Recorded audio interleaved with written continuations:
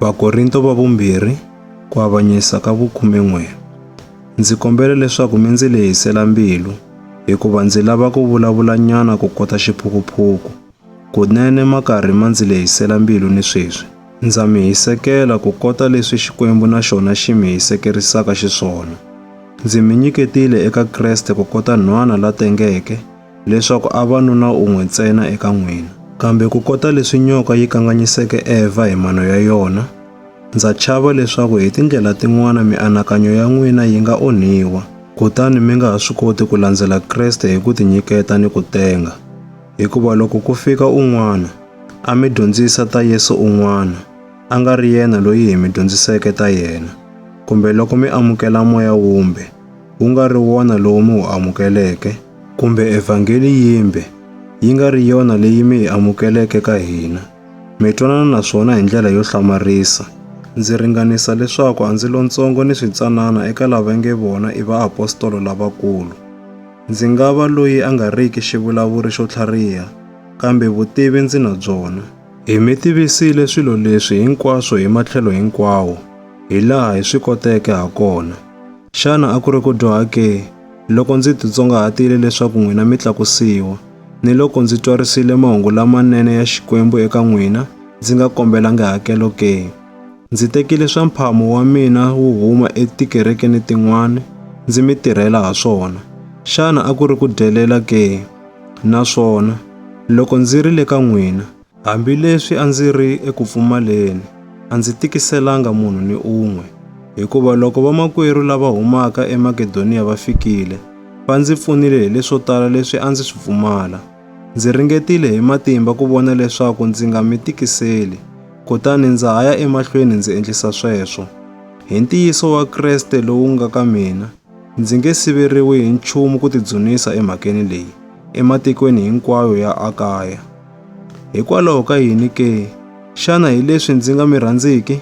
Rirhandzu ra mina eka n'wina ri tiva hi Xikwembu.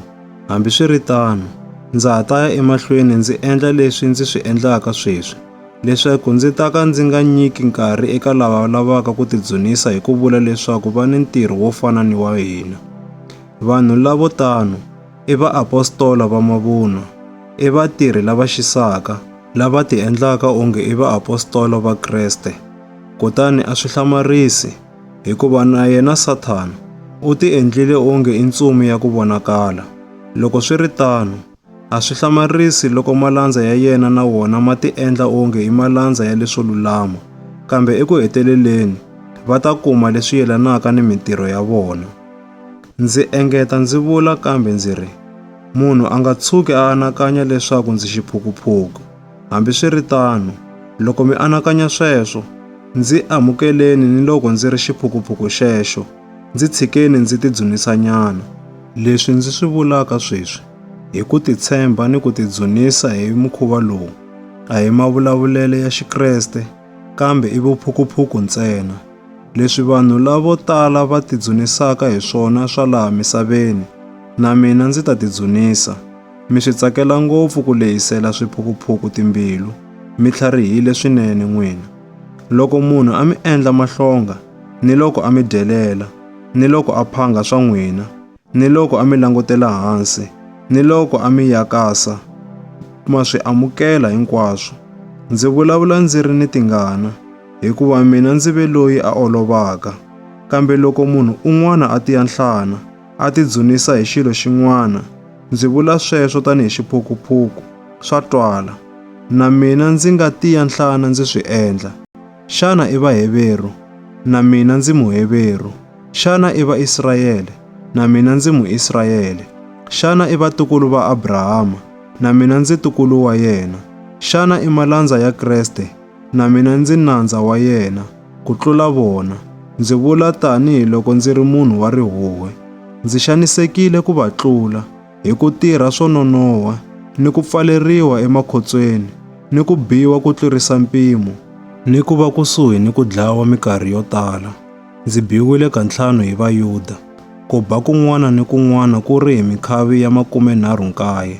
Ndzi biwile kanharhu hi tinhonga, ndzi khandliwile kan'we hi maribye. Kanharhu ngalava leyi a ndzi ri eka yona yi tshovekile. Ndzi hetile vusiku hinkwabyo ni nhlekani hinkwawo ndzi ri karhi ndzi mbekuka elwandle.